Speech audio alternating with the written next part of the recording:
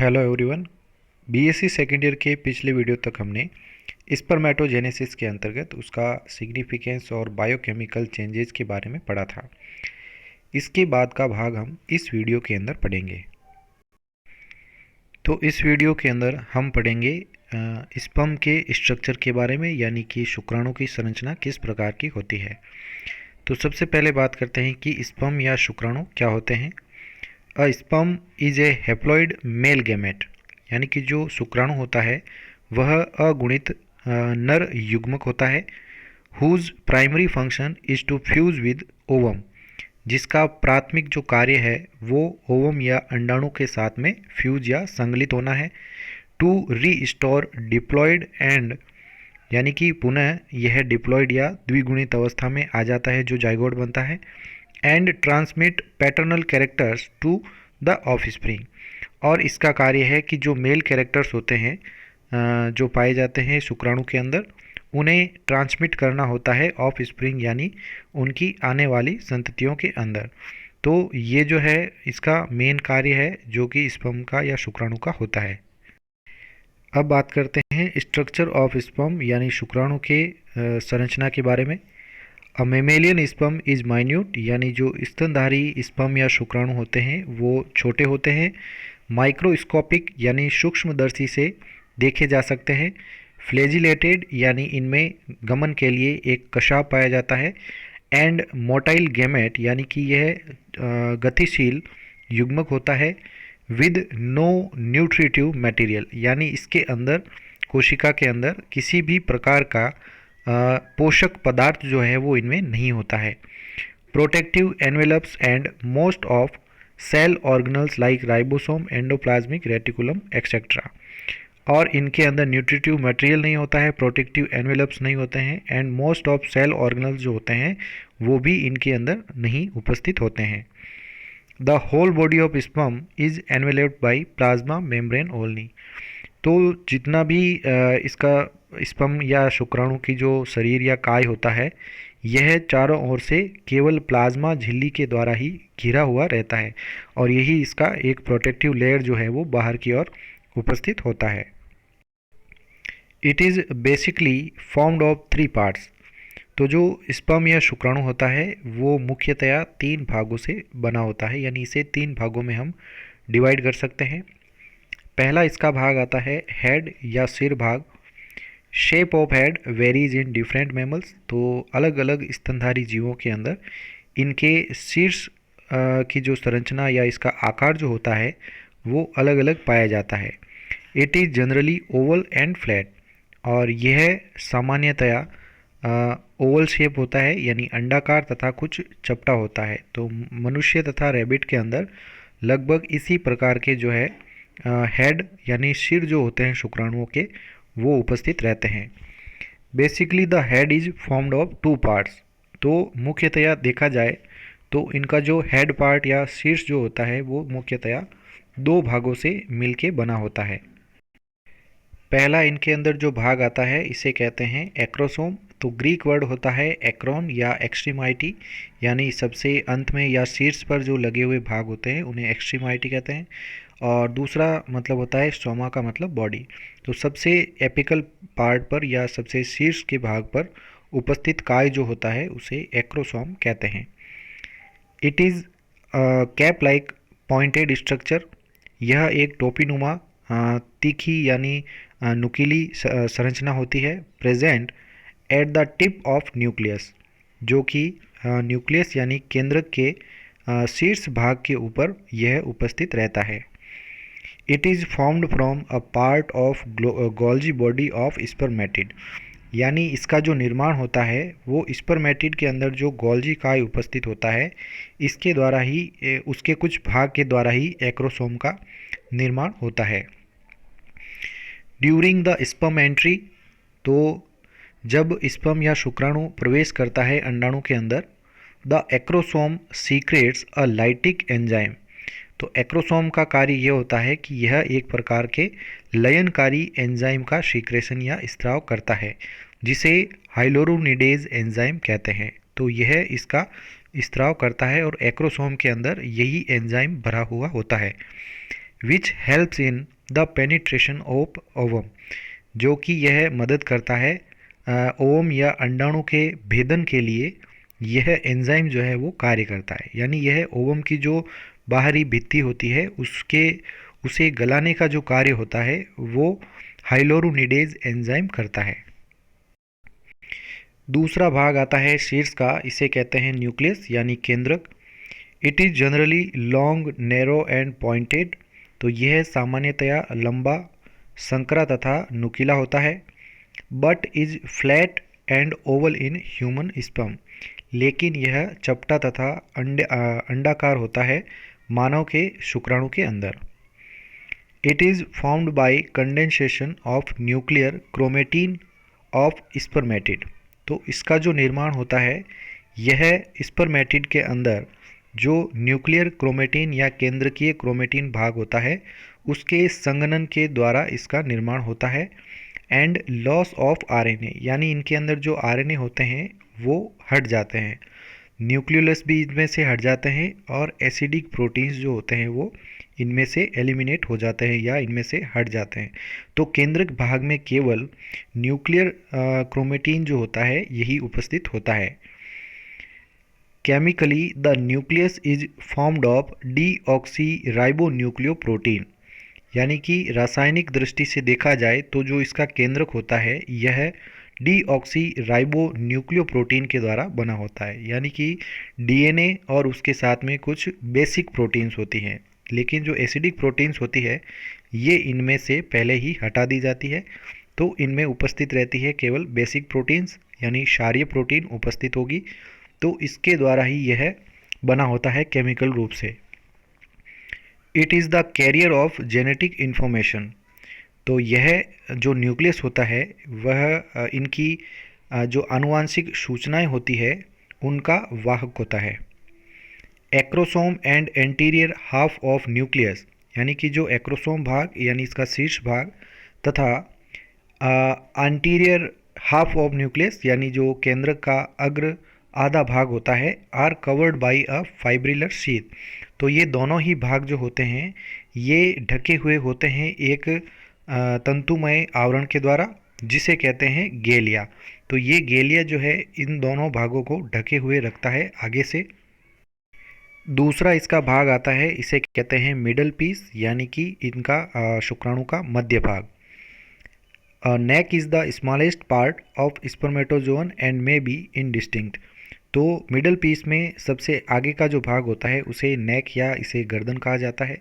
यह सबसे छोटा भाग होता है किसी इस शुक्राणु के अंदर और ये कई शुक्राणुओं के अंदर अस्पष्ट रूप से भी उपस्थित होता है, यानी स्पष्ट रूप से दिखाई नहीं भी दे सकता है। It is formed of two centrioles perpendicular to each other, और इसका जो निर्माण होता है वो दो सेंट्रियोल यानी तारक केंद्र के द्वारा होता है जो एक दूसरे के सम्मुख होते हैं, परपेंडिकुलर होते हैं। And is found from centrosome of spermatid, और ये जो सेंट्रियोल्स बनते हैं ये सेंट्रोसोम के द्वारा बनते हैं जो कि स्पर्मेटिड के अंदर उपस्थित होते हैं। Each centriole is a micro tubular triplet structure, तो जो प्रत्येक सेंट्रियोल जो होता है एक सूक्ष्म नलिकीय त्रिक संरचना होती है। ट्रिपलेट स्ट्रक्चर का मतलब होता है त्रिक संरचना होती है जिसमें जो फाइबर्स होते हैं इनके उनकी संरचना जो है वो 9+0 अरेंजमेंट के अंदर होती है, यानी परिधीय तंतु जो है इनमें 9 होते हैं लेकिन मध्य में इनके तंतु अनुपस्थित होते हैं, इसलिए इनमें 9+0 अरेंजमेंट पाई जाती है। It lies behind the neck and is cylindrical in human sperm, यह गर्दन या नेक के पीछे की ओर उपस्थित होते हैं जो सेंट्रियोल होते हैं और सिलेंड्रिकल जो है शेप में होते हैं ह्यूमंस के अंदर। तो मानव स्पर्म के अंदर सेंट्रियोल बेलनाकार रूप में उपस्थित होते हैं। It is formed of a mitochondrial spiral, और यह भाग जो है जो मिडल पार्ट होता है यह माइटोकॉन्ड्रियल स्पाइरल यानी सर्पिलाकार माइटोकॉन्ड्रिया के द्वारा बना होता है। इसे कहते हैं निबेन कर्ण, या इसे कहते हैं निबेन कर्ण आच्छद जो होता है वो बनाते हैं around the proximal part of axoneme. तो एक्सोनीम जो होता है इसका जो अक्षीय तंतु उसके अग्रस्त भाग के ऊपर यानी उसके चारों ओर इस प्रकार के माइटोकॉन्ड्रिया स्पाइरल रूप में या सर्पिलाकार रूप में व्यवस्थित होते हैं, जिसे निबेन कर्ण कहा जाता है। The mitochondria are the carriers of oxidative enzymes. तो जो माइटोकॉन्ड्रिया होते हैं ये ऑक्सीकारी एंजाइमों के वाहक होते हैं। And the enzymes which are responsible for oxidative phosphorylation. और ये जो एंजाइम पाए जाते हैं माइटोकॉन्ड्रिया के अंदर, यह उत्तरदायी होते हैं ऑक्सीकारी फास्फोरिलीकरण की क्रियाओं के लिए। तो जितने भी ये एंजाइम होते हैं माइटोकॉन्ड्रिया के अंदर, वो ऑक्सीकारी फास्फोरिलीकरण की क्रियाएं प्रदर्शित करते हैं। So the middle piece is the power house of sperm. तो इसलिए इसका जो मध्य भाग होता है ये पावर हाउस या शक्ति ग्रह का कार्य करता है शुक्राणु के लिए, यानी संपूर्ण शुक्राणु को जो ऊर्जा प्रदान होती है वो इस मिडल पीस या मिडल पार्ट के द्वारा ही प्राप्त होती है। पोस्टीरियर हाफ ऑफ न्यूक्लियस यानी केंद्र का जो पिछला आधा भाग होता है, नेक यानी गर्दन, एंड मिडल पीस यानी मध्य भाग जो स्पर्म के होते हैं, आर कवर्ड बाई शीथ। ये सभी एक आवरण के द्वारा ढके होते हैं और इस आवरण को मैनचेट कहा जाता है। तो ये दो इम्पॉर्टेंट चीज़ें हैं, एक तो निबेन कर्ण आच्छद के क्वेश्चन जो है पूछे जाते हैं और दूसरे आते हैं मैनचेट के बारे में। तो इनकी परिभाषाएं जो है वो अच्छे से याद कर लें। तीसरी जो संरचना आती है, तीसरा जो भाग आता है, इसे टेल कहा जाता है या ये फ्लैजिलम होता है यानी कशाभ होता है। It is the longest part of sperm. यह शुक्राणु में पाया जाने वाला सबसे लंबा भाग होता है। It is slender and tapering part. यह एक पतला, लंबा तथा टैपरिंग पार्ट या पीछे से मुड़ा हुआ भाग होता है, यानी पीछे से ये टैपर्ड होती है। पूंछ जो है वो इनमें तीखी पाई जाती है, पॉइंटेड होती है। It is formed of two parts. तो ये जो टेल होती है दो भागों से मिलकर बनी होती है। सेंट्रल यानी इसका जो मध्य भाग है, कॉन्ट्रेक्टाइल यानी संकुचनशील, एंड माइक्रोट्यूबुलर पार्ट यानी सूक्ष्म नलिकीय भाग होता है। इसे कहते हैं एक्सोनीम यानी अक्षीय तंतु, या इसे एक्सियल फिलामेंट यानी अक्षीय तंतु कहा जाता है। एंड आउटर प्रोटोप्लाज्मिक शीत, और बाहर जो है इनमें जीव द्रवी प्रकार की शीत या आवरण उपस्थित होता है। तो मध्य में एक्सियल फिलामेंट होता है और उसके चारों ओर एक जीव द्रव्य प्रकार की शीत या आवरण पाया जाता है। Axoneme is formed of 11 proteins microtubules arranged in 9+2 manner. तो जो अक्षीय तंतु होता है उसका निर्माण 11 प्रोटीनी माइक्रोट्यूब्यूल्स यानी सूक्ष्म नलिकाओं के द्वारा निर्माण होता है इनका, जिनमें 9+2 संरचना पाई जाती है, जिसमें 9 जो होती है वो परिधीय तंतु होते हैं और 2 जो होते हैं ये एक्सियल फाइबर्स होते हैं यानी अक्षीय तंतु पाए जाते हैं। इसलिए इनमें 9+2 संरचना देखने को मिलती है। Sometimes a ring centriole may be present at the junction of middle piece and flagellum. तो कई बार ऐसा देखा जाता है कि एक वलयकार सेंट्रियोल जो है वो उपस्थित हो सकता है, जहाँ पर मिडल पीस यानी मध्य भाग तथा फ्लैजिलम यानी जो टेल पार्ट है जहाँ पर ये आपस में जुड़ते हैं, वहाँ पर एक रिंग सेंट्रियोल उपस्थित हो सकता है। Tail shows lashing movements which provide forward push to the sperm. तो टेल के अंदर या पूंछ के अंदर इस प्रकार से मूवमेंट्स या गतियाँ जो है पाई जाती है, जिसके कारण स्पर्म यानी जो शुक्राणु होते हैं वो आगे की ओर धकेले जाते हैं, इसलिए इस स्पर्म जो है वो आगे की ओर बढ़ते हैं। Sometimes the distal part of axoneme is uncovered and is called end piece. तो कई बार ऐसा देखा जाता है कि जो दूरस्थ भाग होता है एक्सोनीम का यानी अक्षय तंतु का, वह अनकवर्ड यानी बिना ढके हुए होता है और उस भाग को एंड पीस या अंतिम भाग जो है वो कहा जाता है। तो ये स्पर्म की सामान्य संरचना है जो मेमेलियन स्पर्म पाया जाता है। तो यह जो फर्स्ट डायग्राम है यह संपूर्ण भाग को दर्शाता है। जो इसका ऊपरी भाग होता है वो इसका हेड भाग है और ये इसका मध्य भाग है और बाकी का टेल पार्ट होता है। तो सबसे लंबा जो भाग होता है वो टेल पार्ट ही कहलाता है। तो ऊपर की ओर प्लाज्मा मेम्ब्रेन का भाग होता है, यानी जो प्लाज्मा झिल्ली होती है यह पाई जाती है। उसके नीचे एक्रोसोम उपस्थित होता है और एक जो आवरण होता है जो एक्रोसोम और आधे न्यूक्लियस को ढके हुए रखता है उसे कहते हैं गैलिया पार्ट। उसके बाद आता है न्यूक्लियस, जिसके अंदर क्रोमोसोम यानी जेनेटिक मटेरियल इसके अंदर उपस्थित होता है। बाहर का जो आवरण होता है ये इसमें मैनचेट कहलाता है, जो इसे ढके हुए रखता है। फिर उसमें एक सेंट्रियोल जो आगे की ओर स्थित होता है, इसे प्रॉक्सिमल सेंट्रियोल यानी निकट सेंट्रियोल कहा जाता है। उसके बाद में जो कॉन्स्ट्रिक्शन होता है छोटा भाग, उसे नेक या गर्दन रीजन कहा जाता है। और दूसरा इसके बाद में उपस्थित जो सेंट्रियोल होता है उसे डिस्टल सेंट्रियोल कहा जाता है।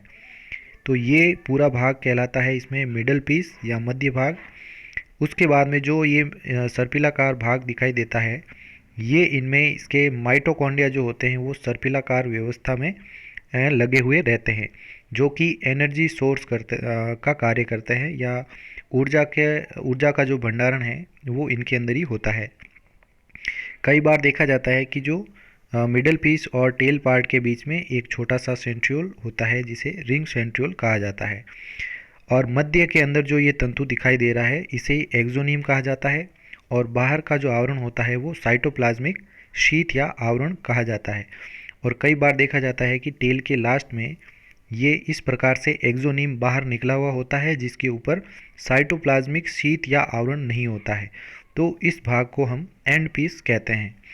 तो दूसरा भाग भी जो दूसरा डायग्राम है यह भी इसके हेड भाग और इसके मध्य भाग को प्रदर्शित करता है। Thank you so much. इसके बाद का नेक्स्ट भाग हम अगले वीडियो के अंदर पढ़ेंगे।